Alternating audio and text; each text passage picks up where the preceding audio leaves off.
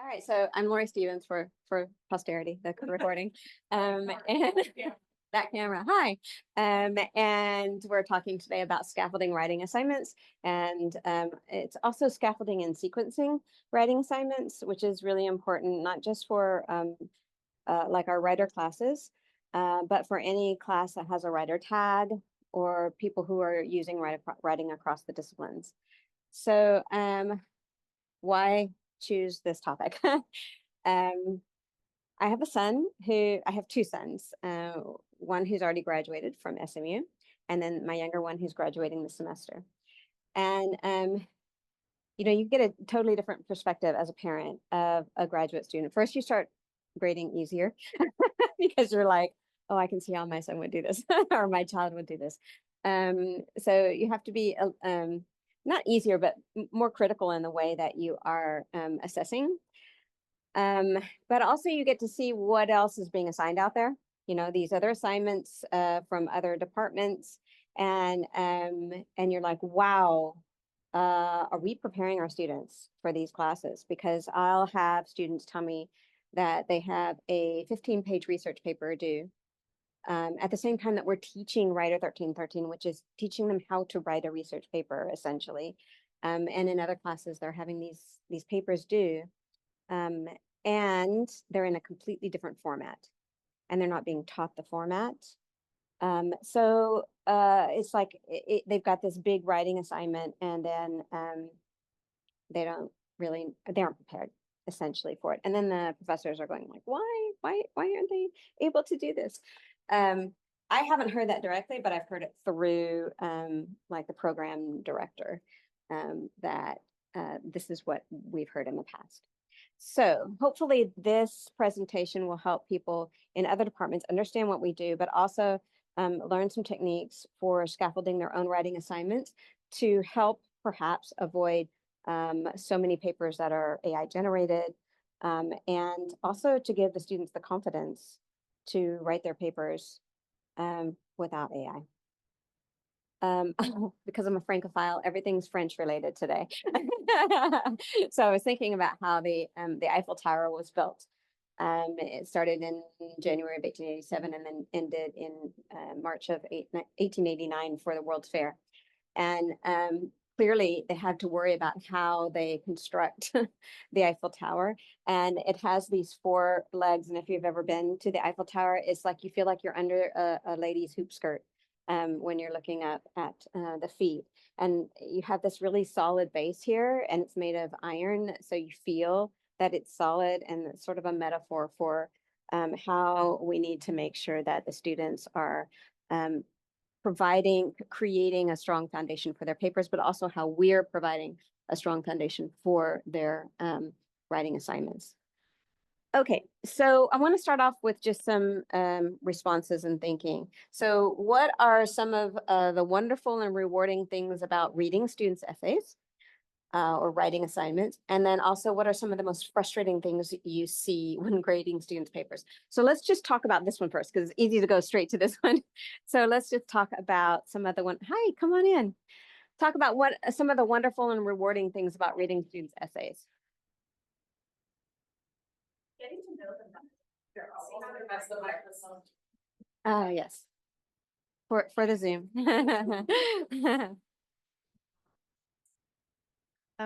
Yeah, getting to know them better, getting to see how their brain works, getting to see, like, especially those quieter students who aren't talking in class, like how they're thinking about the material, or like what thoughts they have, or how even like how they're engaging with the ideas we talk about in class, even if they didn't speak about it. Yeah. I would totally agree that they surprise me all the time. Sometimes bad surprises, like, they did actually put in the effort, but other times, like, they really provide a unique perspective in terms of interpreting the text that I have never taught in class. And then, sorry, I didn't remember your name. Ali. Yeah, Ali. Yeah, as Ali was sharing, that many times they don't speak up in class, so you don't really know these are their original thoughts, and they communicate that with you through writing. So I find that very rewarding as an instructor. Yeah. Right, and not to plagiarize from my colleagues, but kind of saying something similar, just the creativity and the originality that they bring to how they respond to prompts, so that you sometimes, if you get 45 or 60 papers back, that many different perspectives on a prompt, that the human ingenuity of the way they try to solve that problem in writing and seeing the way that they think worked out. And as I think both of you said, getting those students that are a little less inclined to contribute to class discussion fully engaged and fully invested with what you've asked of them, and seeing how they think too, even if you haven't heard from them much in Tuesday, Thursday discussions. Yeah. For me too, it's okay. So this is a strange way to say this is rewarding, but sometimes I'll read a paper and or a batch of papers, and the students totally miss the mark, right? And for me, that's a way for me to self-assess, like, whoa, wait, what didn't I do, and how can I make this better? And so in a way, over the years, you improve as an instructor, because you can see, you learn from experience, right? You learn from the mistakes you made. And so in a way that's also rewarding and wonderful, because it makes us better instructors. Okay, anything else you want to add before we move on to the next one? What are some of the frustrating things about grading essays? I think for me, it's often kind of not putting in the work in terms of the pre-writing, that if they're asked to say, write about text, that they don't really put in the work to read that text several times, to read it critically, to read it thoughtfully, to annotate it, to master the text.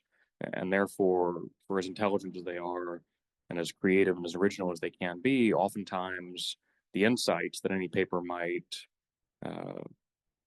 benefit from are simply absent, because they haven't really done the work ahead of time to develop those insights themselves. And the papers can trend towards being superficial when you know that the students are capable of deeper thought and deeper insights and much better critical thinking, in part because you've seen it evidenced in those class discussions. And sometimes you've even seen it in the paper conferences that we do in Writer, and we get all that one-on-one time to engage with them about how they're approaching this. It doesn't always translate into the final product, which can be sometimes short on insights, a little superficial, and too often not as polished as we hope it would be.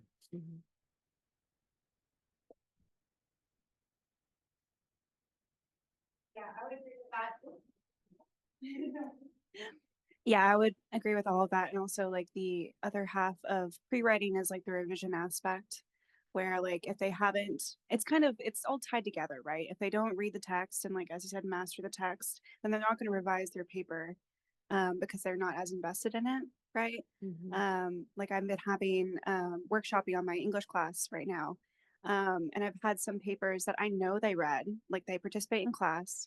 They've been talking, they've been doing well in their quizzes, but, like, some of their drafts, there have been, like, little mistakes that are, like, just like misreadings of the text. And so I have to go back through and correct them for them, because it's, like, also shaping their analysis. So things like that, like the pre-writing part of it and, like, the revising part of it can be, they're so tied together that if you miss one, you're going to miss the other one. You said you're teaching in English. Is it a writer class or a literature class? It's intro to fiction. So Okay. 20 through 12. Yeah. So are they writing drafts before? Are they doing a drafting process paper? Yeah. We're doing, we did theses last week, and then we did a workshop on Monday, and their papers due next week. Yeah. So I'm trying to incorporate the things I learned in writer into the class. Yeah. Okay. So similar observations, like when we have the chance of, understanding writing as a process, so you ask them to do multiple drafts and you meet with them for individual conferences and expect that, okay, there are going to be significant revision from this point on till the day the final draft is due. So sometimes they just don't, really take that into consideration. So that can be frustrating. So for example, like the first unit, we are doing rhetorical analysis paper, right? If you see a first draft, you're like, okay, this is more leaning towards a summary rather than a rhetorical analysis. You want to pay attention to the techniques, right? So move away from that by using like strong signal verbs. And then when you see the final product, is this another version of summary? So you wonder like, okay, what did I miss, right? So how I can articulate it in a better way so the message get heard. So that's part of the frustration. I don't know how, is it not repetitive enough, or I have to frame it in another way so they can actually get it. Yeah, so that's my experience.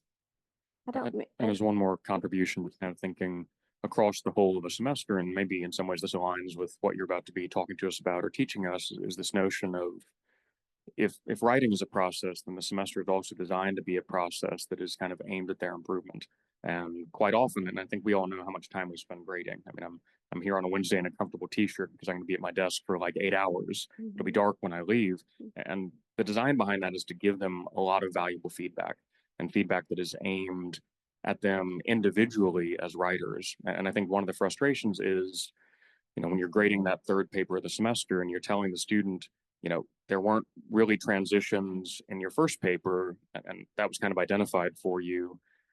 That was also true in the second paper. Here we are at the third paper, and we're kind of having the same conversation again and again and again about where those improvements are possible, but that development really isn't happening, maybe in part because they're not as invested in reading the comments as they are in reading the grade and then guessing at what their GPA is going to be. But I think for some of us, with some students, that can be a frustration across the semester, that they don't seem invested in correcting based on our constructive criticism, which is well-intentioned and designed to kind of build them up and build them as writers. Yeah, I'm glad you said that. I didn't actually include reflection in the sort of scaffolding process, but I think that's really important. And a few years ago, Bruce Levy said something about this issue and the way he addressed it. After he gave the feedback, he asked the students to write him, like look at all the feedback and write him back, addressing all the feedback, like what their thoughts were, so that they were forced to sort of confront the feedback. I think it's important to building upon skills for each paper. What I do for my students now, because of what Bruce said, is when they turn in their papers, I have them go to either flip it over if it's a hard copy, or go to the comment section on Canvas and write me a letter and say, here, some of my mistakes in my previous paper were this and this, and here is how I tried to correct it. And look at paragraph 3. I asked them to choose their best paragraph. Look at paragraph 3, my transitions, I think they're better than my previous paper. So that they're really doing that kind of self-reflecting, the work for themselves and sort of showing it. I think it's a good process. I don't mean to put Daryl on the spot, but when you have your students, I'm just making an assumption that in a lot of literature classes, papers are turned in, they're not like workshopped and processed in class. So when you're grading those kinds of papers that don't have a process in class, what are some things that you're seeing that are a little frustrating, if they're anything different than what we're seeing in the final draft? Well, beyond the obvious thing, they didn't do the reading, they're plagiarizing. That goes without saying. But for those who did actually do the reading, the problem is, Ross says the writing is superficial, the analysis is superficial. They're basically just taking class notes and just summarizing them, prettying them up, making them, sound more, a little bit. But it's clear that they really didn't understand anything other than those passages we discussed in class. Because they're afraid. And it's clear that they're afraid actually to take a risk, to say something that may be wrong, a misreading, or something of that nature. And because they don't take any risks, therefore the paper just ends up going around in circles, because they don't think they can talk about like 2 passages, over and over. So that's the real frustration. I see the potential for them to do something deeper or better, but they're really afraid of making any kind of mistake, saying anything wrong. So they say what is the safest thing, which they think I want to hear, even though I explicitly say I do not want regurgitation papers. But obviously what regurgitation means these days nowadays, unfortunately, which is very graphic. But they really think it's like, no, even if he says he doesn't want that, I'm going to give it to him anyway, because he's just saying that. He doesn't mean that. He really wants us just to spit back what he's saying, because that's what professors want, because that's what they see in other classes. And so they assume that I'm really just like every other professor. And so this is not just personal. It's a more a matter of, I really, I know it's like, you could do better, but you're just not taking any risk. And you didn't come in to speak with me about the paper ahead of time. Mm. I could have given you some pointers, some ideas. We could have talked through possible theses and gotten you there. And the students who do come in and work on those things generally do better. Mhm. Generally, until the problem is sometimes they come in, we talk about a great introduction, and then everything after the introduction just kind of doesn't come up to the same Mhm. level. That's the frustration. It's kind of like they're like, yes, I talked about this with the professor, but it's not following through and thinking through those ideas and really working through them. And of course, part of this is that a lot of this work that they're doing is being done in 2 or 3 days before the paper is due. Yes. And that's contributing to this. Is a lot of anxiety Mhm. and therefore a lot of fear and knowing that they could have done better if they had just given it more time. Thank you for that. I think too that fear, that the fear of taking risks, the procrastination until the night before, all of that also contributes to reliance on AI because they're panicked. So our goal today is to consider how we can help students improve processing the material and then producing essays and or research papers that do take risks and that learn through self-reflection in the process. So scaffolding, and I've added sequencing. So scaffolding assignments involve structuring parts of a single assignment or designing a sequence of assignments so that they gradually increase in cognitive complexity. And then sequencing, its sister, is the process of arranging the scaffolding assignments into an order that builds toward the larger writing assignment. So I'm relying really heavily on the Writing Center from DePaul and from University of Colorado. So I've just sort of merged them together so that we can see what they have to offer here. So we want to focus on like laying some really sturdy foundations for the students. That includes being clear about expectations, what you do and what you don't want to see, and then raising the base, building upon those foundations with identifying skills that they need in order to complete the task, and then adding levels. And so we want to go back to our good old Bloom's taxonomy that probably everybody learned about in college. So if you can remember, it's a stacked level of understanding, right? That and teaching. So the first base, the foundation, is remembering and recalling information, essentially, right? And this goes from the lowest complex thinking to the highest complex thinking. So in other words, you need to be able to do this in order to do this down here well. So you recall information, then you're able to explain the concepts, and then you use that information in familiar context, right? Not completely unfamiliar.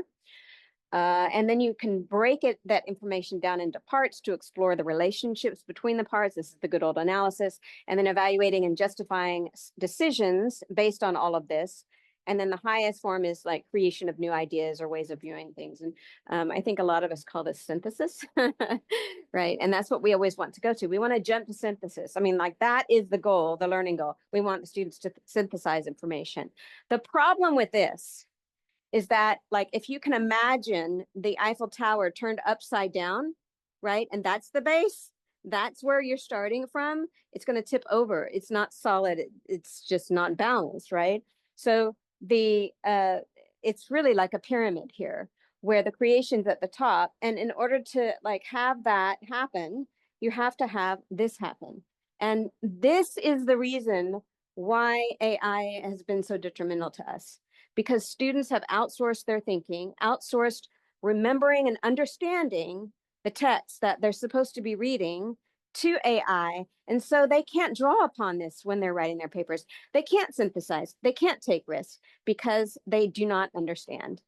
And we bypass this as instructors. Like, this is lower level thinking. Just recall talking to us about what you read and why characters are doing this, why authors are saying this, understanding it so that they can apply it. Because we think, oh, this is not sophisticated enough. We need to go right to synthesis. But we have to have that foundation. They have to have it in order to be successful. So I think we need to spend more time and give more credit to this base, right? One way we can do this is having them write in class, right? So sometimes I'll just have my students summarize what they read, like get out your sheet of paper, summarize the text you read. It might be a 3 or 4 page essay, article. And so they're trying to recall that information. They also have like a discussion prep sheet that they've already answered before they came to class. So we know that they've read it, at least. We're hoping they've skimmed the surface of it. But in order to summarize it, they have by memory, they have to get into that habit. And it's a skill to develop, because I know if I read something really fast and I sit down to summarize it, I'm not thinking, if I'm reading it quickly, I'm not thinking about the structure, the ordering of the information and the details. I'll be able to just remember a few details, but I can't put it back into some sort of logical order. So by having them do that, it helps them build this foundation for class before you even start having the conversation. Before we go on, does anybody do something like this in your classes to help that skill? You want to use the microphone for the. I have a sheet, which I can't remember where I got it from, but I adapted it for my class. It's called a critical response sheet, which is basically asking them just to record some basic information and impressions about the reading. So your author, title, basic thesis of what they read, but also any kind of component parts of the reading that seem to stand out to them, free response section, just so they're getting basic information down, and they'll have to take the time to say, okay, this is what I think this piece is about. So it gets them to remember things, and they can begin to start understanding things. And they usually do understand, assuming that they don't go online and look for information. They really do seem to understand when they do that. I currently doing the synthesis paper right now in my class. So what I began with was to ask them recognize the features, so the text features through the reading of they say, I say. So for example, how to recognize where does they say end and where does I say begin. And again, many students may think, okay, you're wasting time. You're asking us just to read the book and tell you what do we remember? They consider that as unsophisticated. But once we have done it as a group, it becomes more obvious that they can very quickly identify those voice markers in other people's writing. And then therefore they may be hopefully apply those strategy in their writing to transition from the they say to the I say. But it was a struggle when I first began to ask them to do those tasks in class. And then now we are doing the synthesis paper. So I built 2 worksheets to ask them summarize, what argument might be for all of these 5 articles or title I provide or supply. And then you analyze, right? So going that from understanding, okay, where do they intersect? Where do they diverge from one another? Which argument that you find most strong, and do you agree or disagree? So they want to jump again, start with synthesis. I'm just going to read the argument. I know what I believe in. I'm ready to go forward. But they really overlook the importance of remembering, which is recall, right? Getting the habit of thinking what this text is teaching me, and then apply that into their own argument to see if it actually makes sense. But again, I don't think it's being valued as much as we hope they will do. So I'm ready to hear if you have any experience or suggestion you would like to share. So I'm going to give some more suggestions here. I do have a handout of another example of Bloom's taxonomy with the skills there, and then some verbs that go along with it. I think that in the writer courses, it's actually much easier for students to be able to remember and understand because our texts are so short that we're assigning. I think that when they get to the literature classes and they're reading entire books or long short stories, I think it's a little bit more challenging for students and and their instructors. So I just want to go over the way Writer 1312 is structured, because this is for people who don't teach Writer, who may be listening, but also for us to think in Writer how this is reflecting the skills that we want them to end with, right? The cumulative skills, and also how we can improve this in the future. I was on the committee probably 15 years ago when we came up with the original sequencing of the papers. And so this is the way we decided. We would start off with a summary and analysis paper. So the analysis, the kind of analysis that they came out of high school with, right? So they've been analyzing in their English classes for AP tests. So they're familiar with what analysis is, at least for short stories. And they're familiar with what summary is, but they're not very good at it, right? We can see the cracks in their skills. So we spend a few weeks doing this. Now, summary, if you go back, it's down here, right? Remembering and understanding. And then the analysis is moving up to here. So we're kind of testing to see, their skills so far. And then we move to rhetorical analysis. So that's more categories 1 through 3. Because what we're trying to do is say, okay, I understand the text, and now I understand logos, pathos, and ethos, and now I'm going to apply these appeals to what I understand, right, and to something familiar.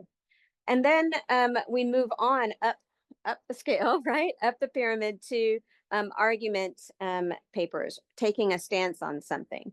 So again, we're relying on this, right?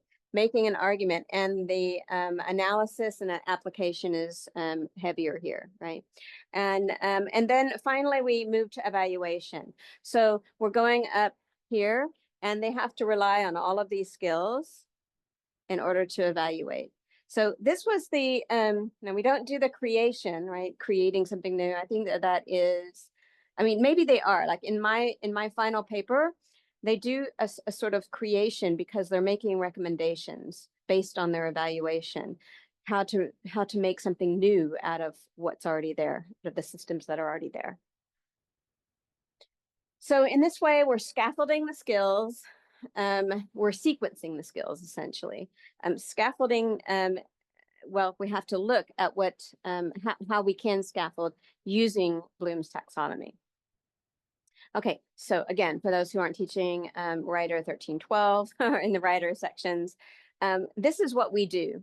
We teach how to develop a state and develop a thesis, the elements of a paragraph, of a solid paragraph, situating and incorporating sources in MLA, and then citing those sources, right? So this is what we're doing over and over again. What we don't do is teach APA.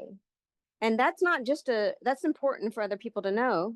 And that's a kind of moral quandary for me every semester when I'm teaching, because students leave our classes and they're expected to write an APA.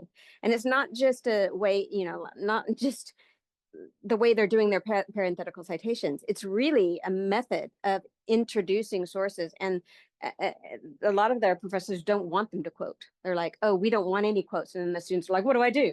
I've been taught to quote. I've been taught the sandwich method. And so this means that the people who have writing tags need to teach this. They need to teach the methods. So because we're not teaching it in Writer classes. We don't teach 20-page research papers. We have like 7 to 10 pages research papers because we're focusing on the quality of the paper and the tightness of the argument.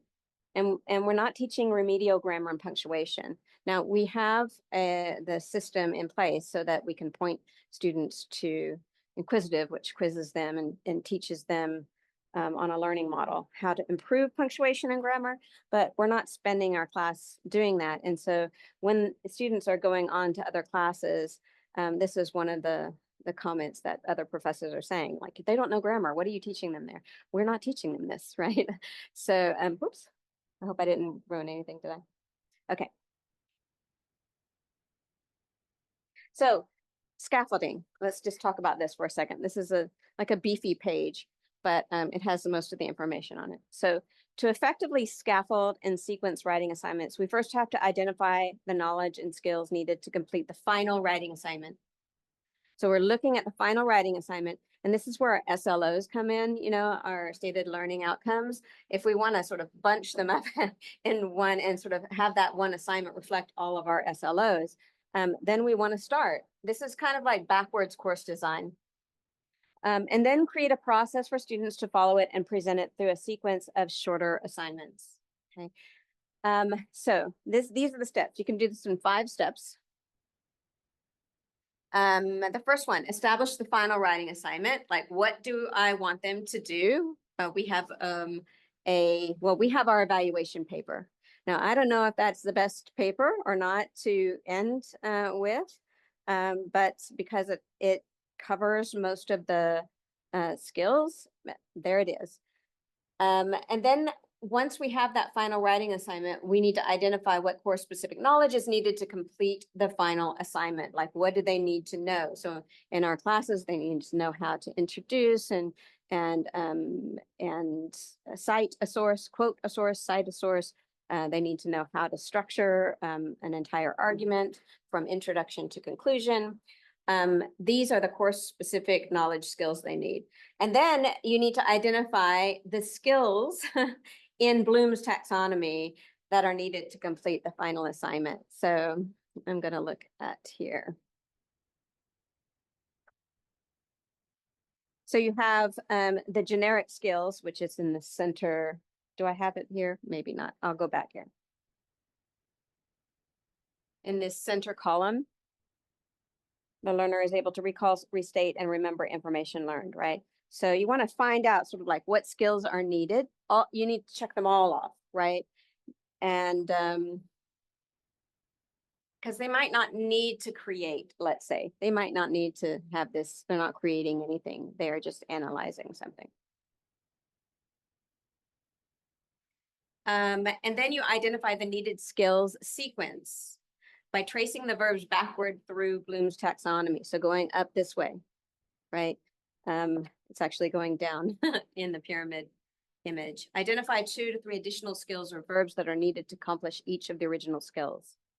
And then you create the assignment sequence that focuses on and teaches the individual skills and the types of knowledge identified.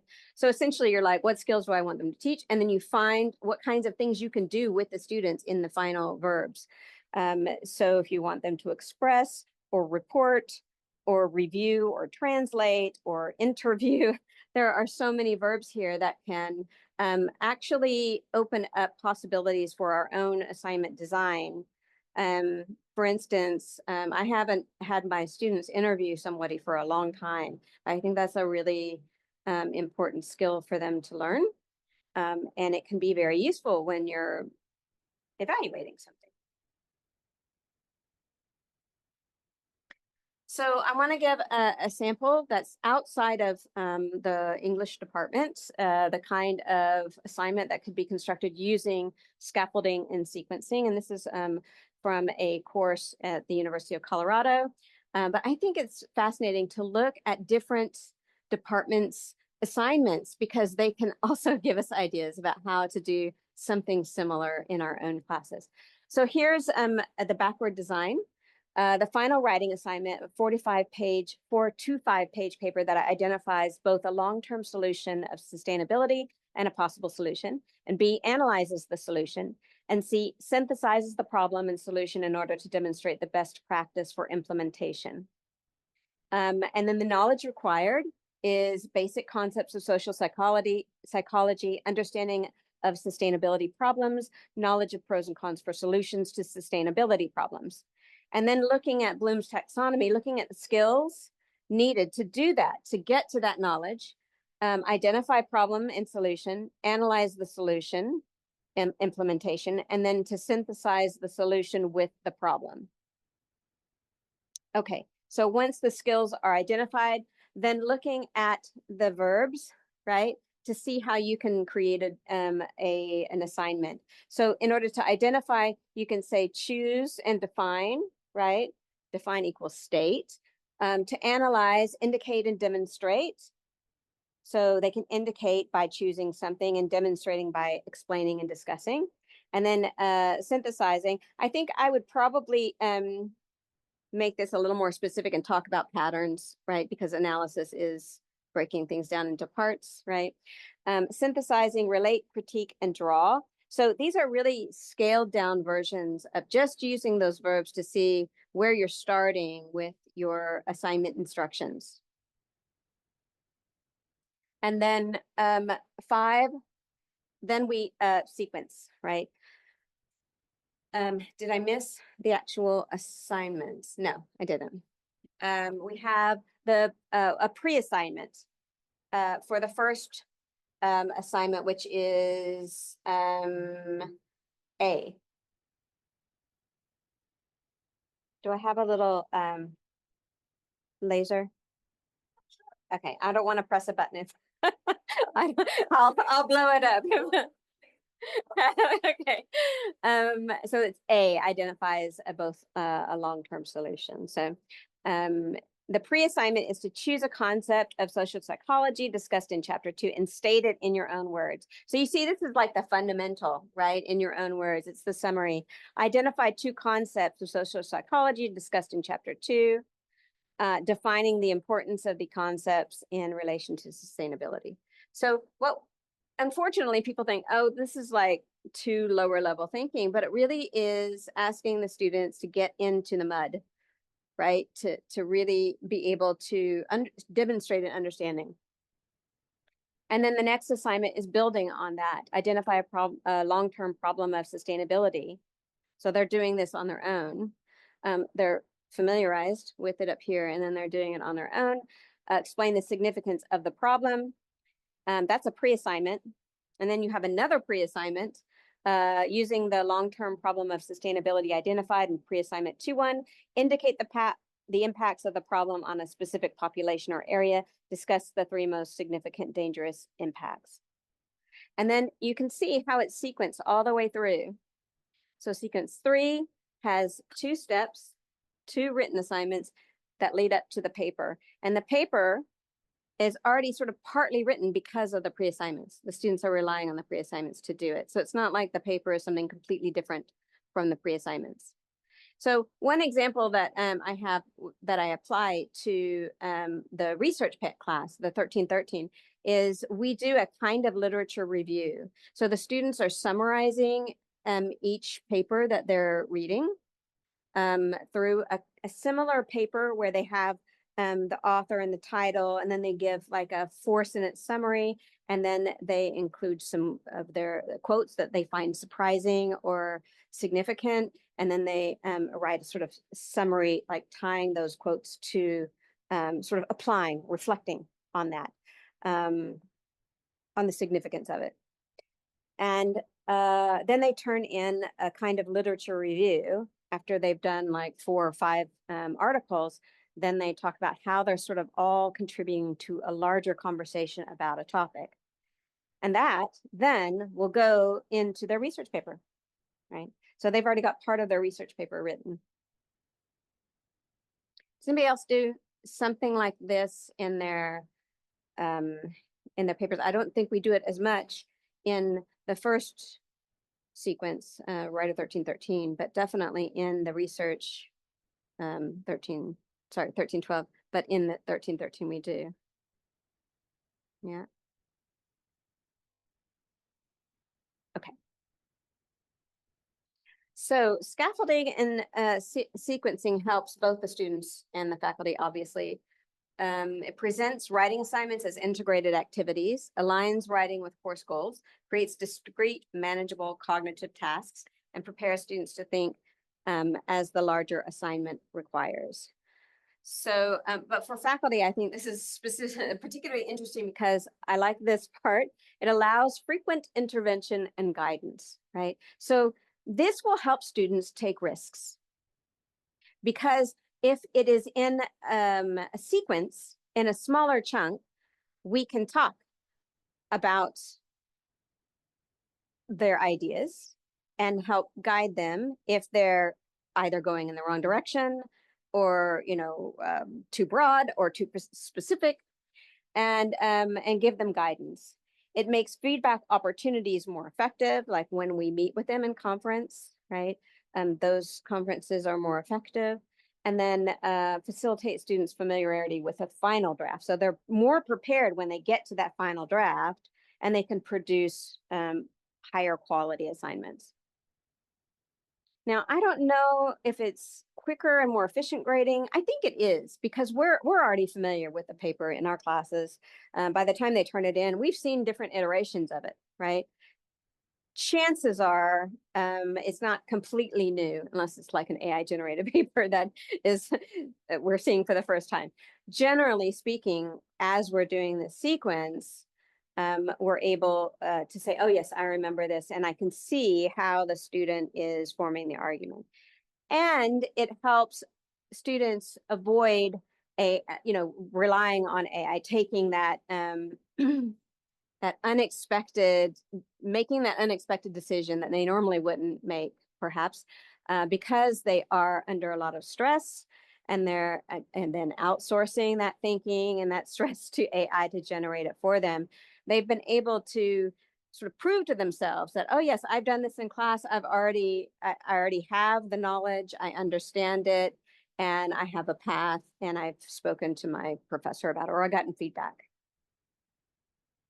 So what this means is we have to really carefully design our syllabus with time in mind for scaffolding, for feedback, for students to write, for them to chat with each other, bounce ideas off of each other, so that they're coming up with deeper thinking rather than just broader, shallow thinking.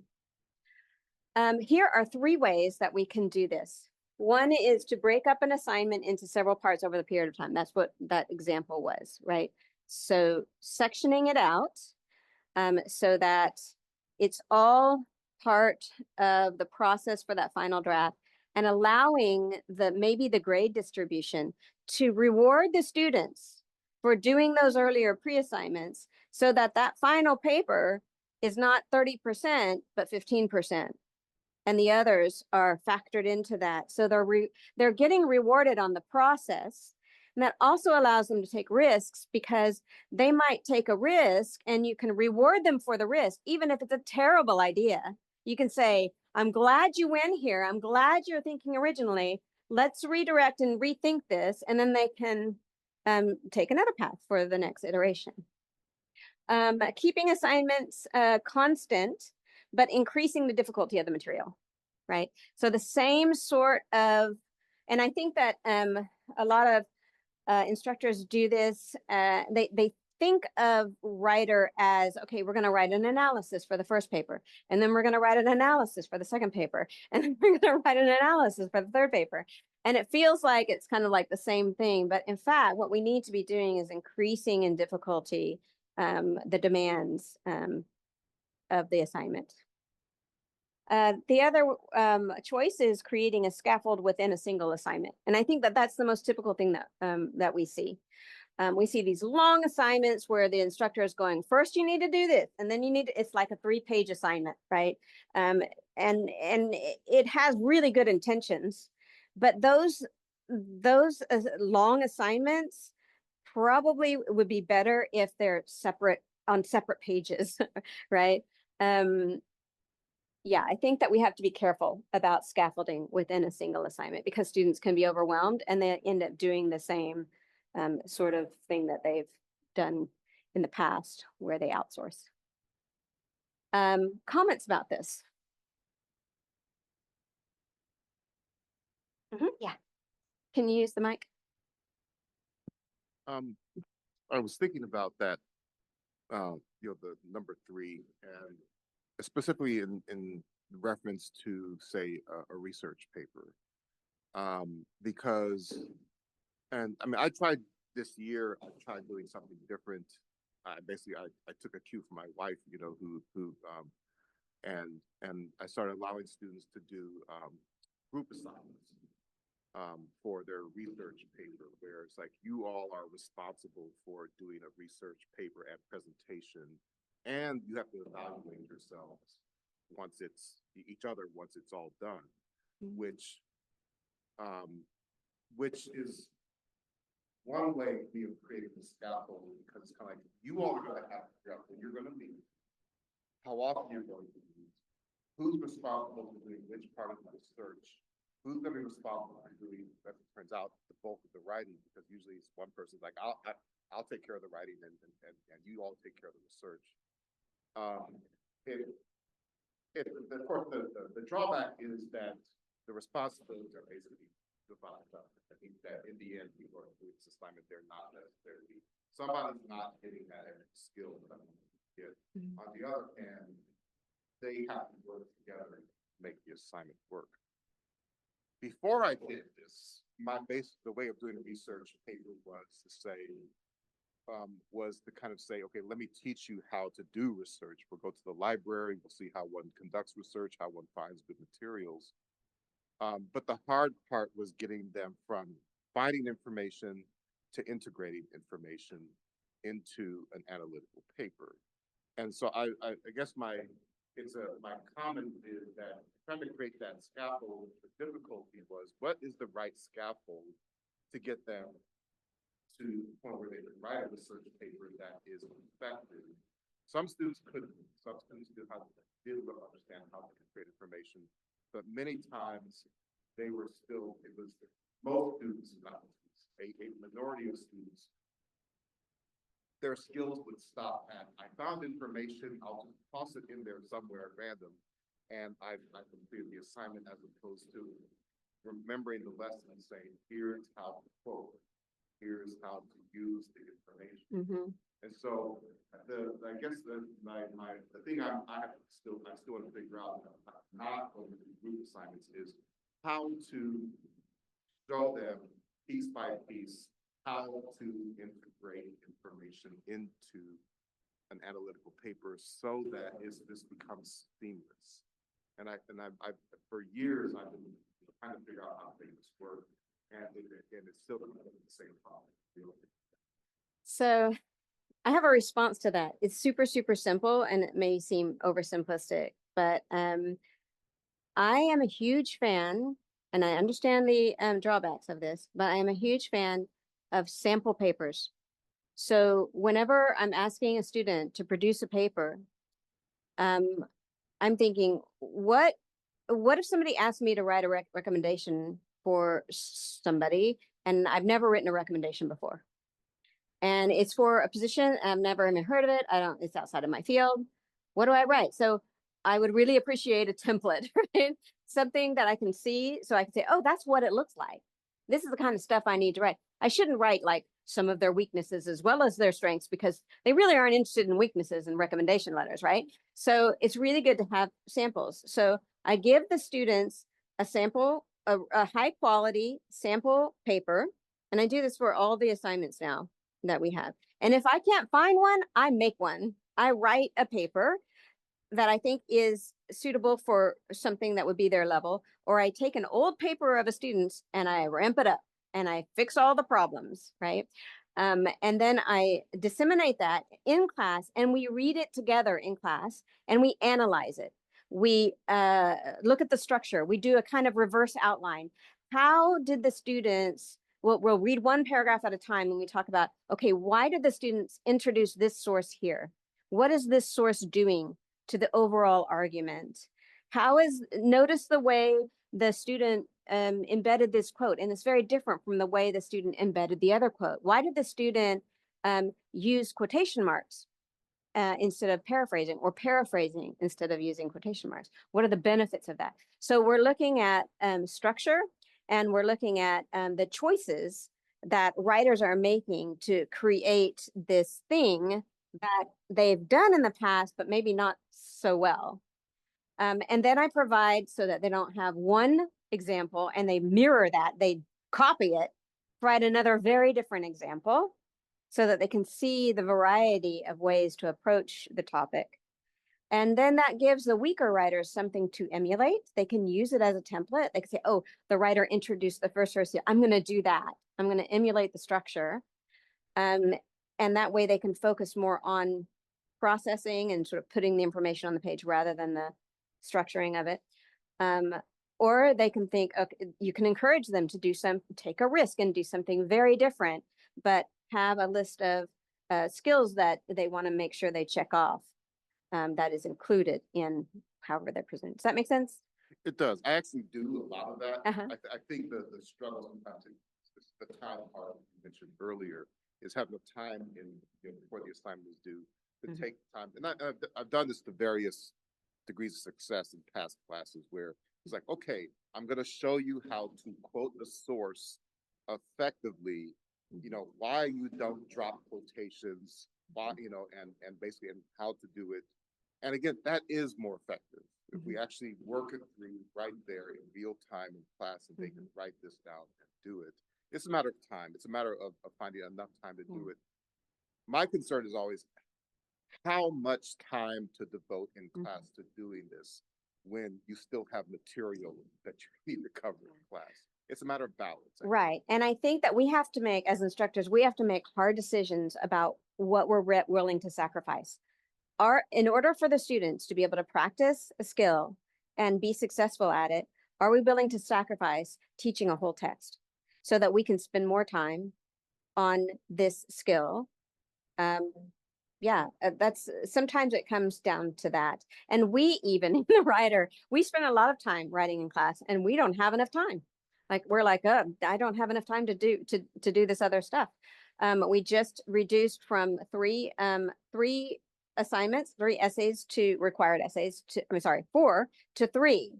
I've kept the 4th one because I think that first, that base foundation is super important for them. Plus, we do like sort of grammar clinic mini lessons and just sort of the foundational first aid kit kind of teaching before the semester begins. Yeah, so another thing that I do for that that kind of assignment is to go over in class the sample, talk about it, and then before they forget, because they'll leave and they'll forget, I say, get out your source, and I want you to do the same thing. Spend 10 minutes doing exactly what the student did in this, write one paragraph that does what the student's doing. And so they leave class with a paragraph that's written with their own source, and they have that as a template for their other writing.